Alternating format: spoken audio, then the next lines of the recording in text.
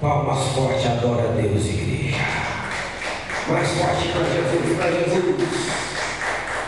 Nós estamos aqui nesse dia 6 de abril de 2025 para adorar o nosso Senhor Deus. Ficam de pé e vamos ler a Bíblia, João capítulo 15, o versículo 5. Quantos têm Bíblia aí? Diga amém. Essa é a espada que não pode andar sem ela, meu irmão. Quem achou João 15, o versículo 5, nós vamos estar meditando na palavra do nosso Deus. Glória a Deus. Diz assim a Bíblia: eu sou a videira, vós sois os ramos. Se alguém permanece em mim e eu nele, esse dá muito fruto. Sem mim, nada podeis fazer. Repete comigo. Sem mim, nada podeis fazer. Repete assim comigo, ó. Sem Jesus, nada podeis fazer. Vamos lá. Sem Jesus, nada podeis fazer. Pode acertar os irmãos batendo palma forte. Mais forte, mais forte, mais forte.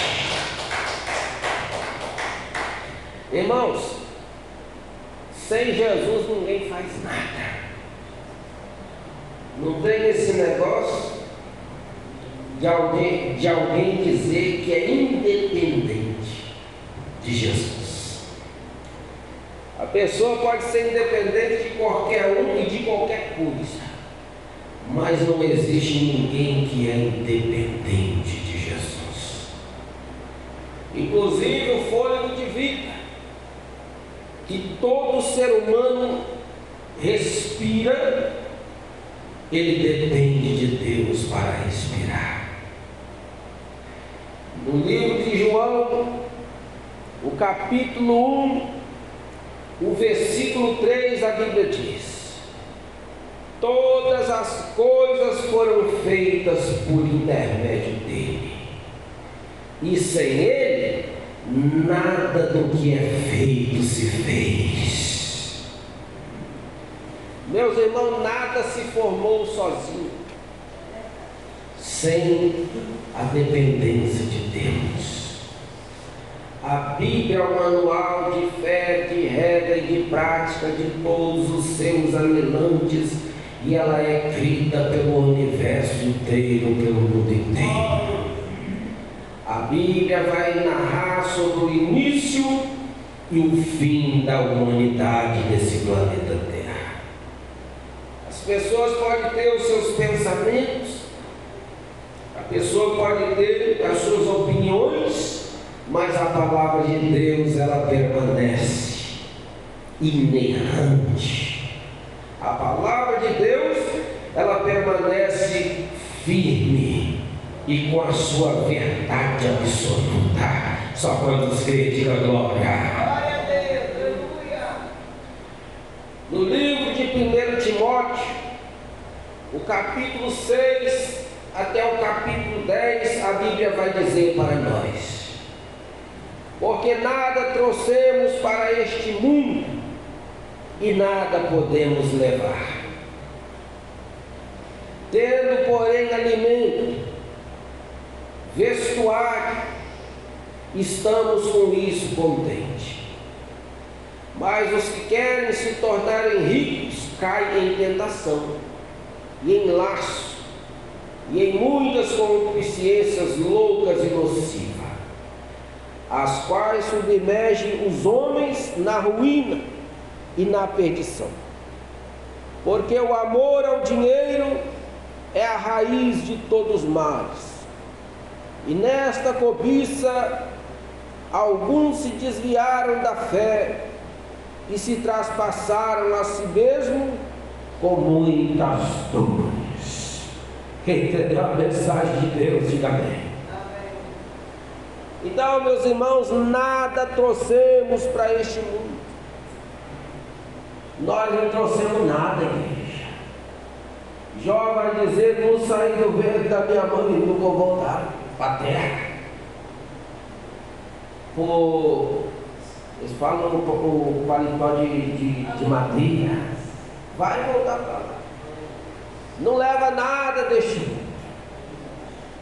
Então, meus irmãos, aqueles que dizem que não depende de Deus, está enganado. Está enganado. A pessoa precisa de Deus para respirar. Quem soprou o fôlego de vida na vida do homem foi Deus. O homem nasce, a criança nasce sem entender nada.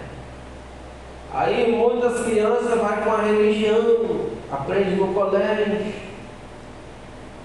Tem alguns ensinamentos que vai dizer que o homem veio do macaco. Eu aprendi muito isso. A revolução. Existe também a teoria do Big Bang. É um embriãozinho que a Terra explodiu e virou a Terra. Mas a conclusão de tudo está na Bíblia, igreja. A Bíblia é que vai dizer para nós no início, como foi lá no começo. A Bíblia é o manual de fé, de regra e de prática. O livro de 2 Coríntios 6, o versículo 10, a Bíblia vai dizer para nós. Aqui o apóstolo Paulo, igreja, ele está dizendo exatamente: como entristecidos, mas sempre nos alegrando; como pobres, mas enriquecidos; como pobres, mas enriquecendo a muitos; como nada tendo, mas possuindo tudo. Quem olha para você, você não tem nada, mas só que você possui tudo. Você tem Jesus. O mais rico deste mundo é aquele que tem Jesus.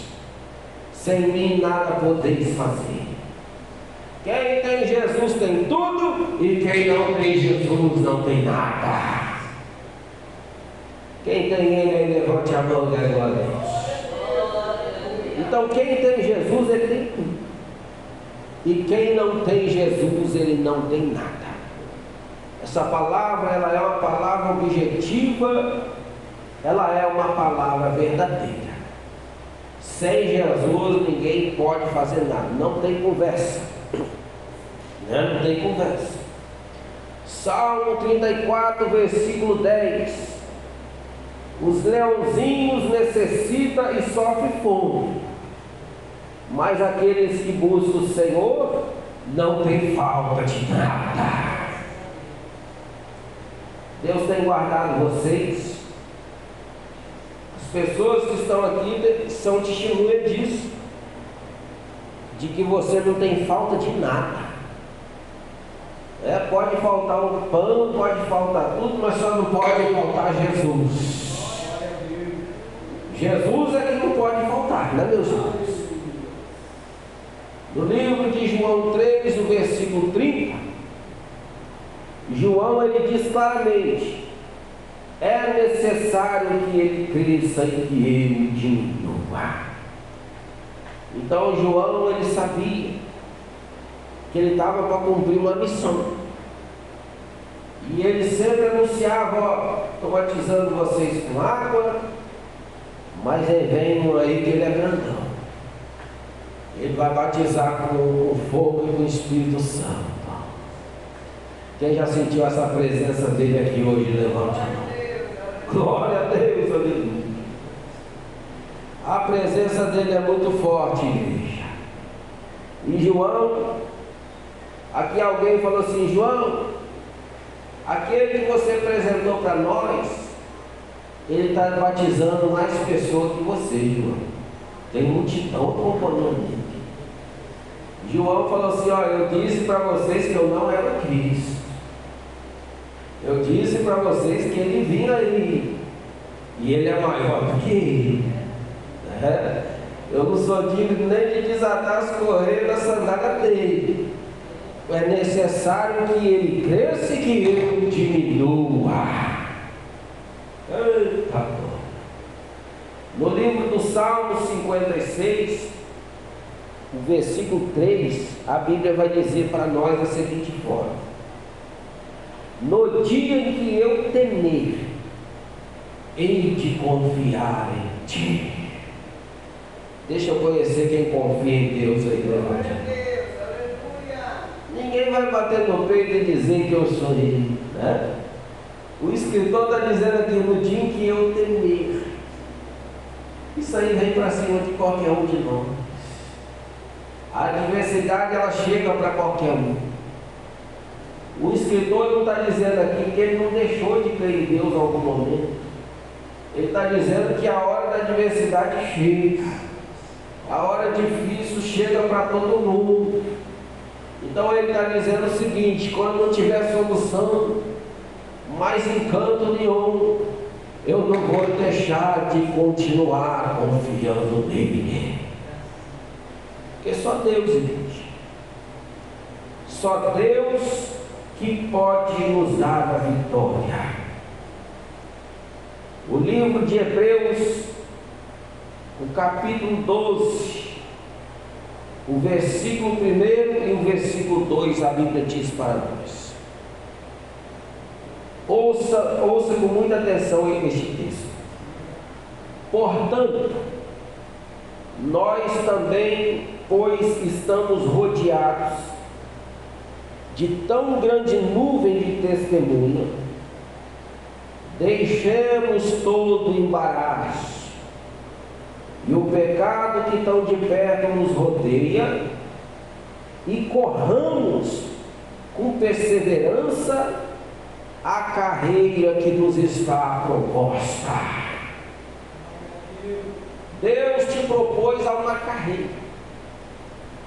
Deus te propôs a um compromisso, a uma responsabilidade, e você foi chamado para cumprir este ministério.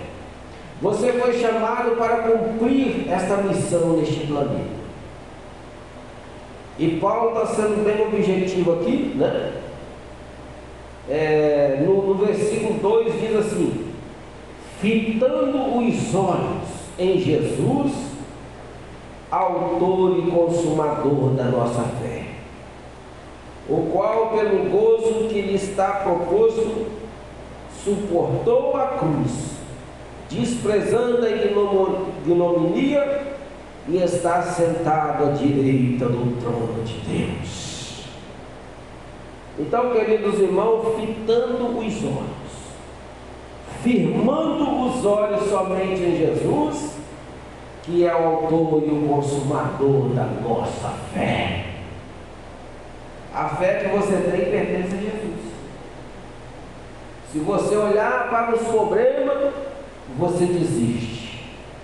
Se você olhar para o seu irmão, vai achar erro nele.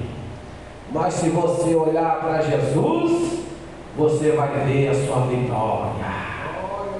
Se você olhar para Jesus, você vai ver que nele não tem defeito. Em Jesus não tem defeito. Então, queridos irmãos, esta palavra de Deus para o seu coração nesta noite, né? Firma os olhos só em Jesus.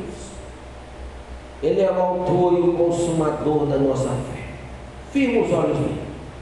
Olha somente para Jesus. Porque quem olha para Jesus não fica decepcionado. Quem olha para Jesus não perde. Quem olha para Jesus só ganha. Quem olha para Jesus recebe a vitória. Bate as palmas forte, adorando a Ele nesta noite, porque a vida